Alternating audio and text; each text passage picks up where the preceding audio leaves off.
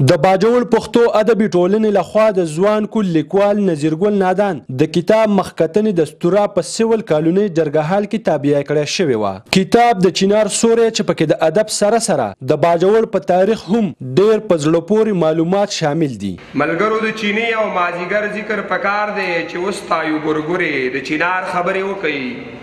چیلم ورته تازه کوي تمباکو در نهیر نشي محفل کې خامخانن د خمار خبرې وکړي.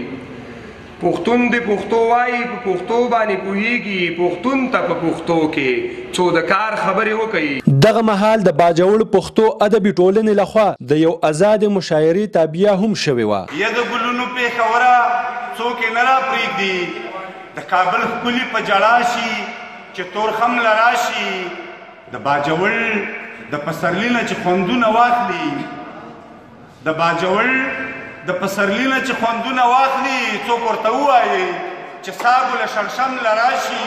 د مینې لیونې دي دردېدلې لیونې دي ستا در ته چې ولاړ دي څومره ښکلي لیونې دي او ستا هر ظلم ستم له د نازونو نامه ورکي ستا هر ظلم ستم له د نازونو نامه ورکي تا څومره جړولي تا رټلي لیونې دي. د اسطورې ته د وینا پر مهال لیکوالانو شاعرانو او نورو ګډونوالو وویل چې په ځوان کول کې د کتاب مطالعې شوق ورځ په ورځ په کمیدو دی او همدغه وجه ده چې معاشره د زوال سره مخ ده. زاهد جان، خیبر نیوز، باجوړ ایجنسي.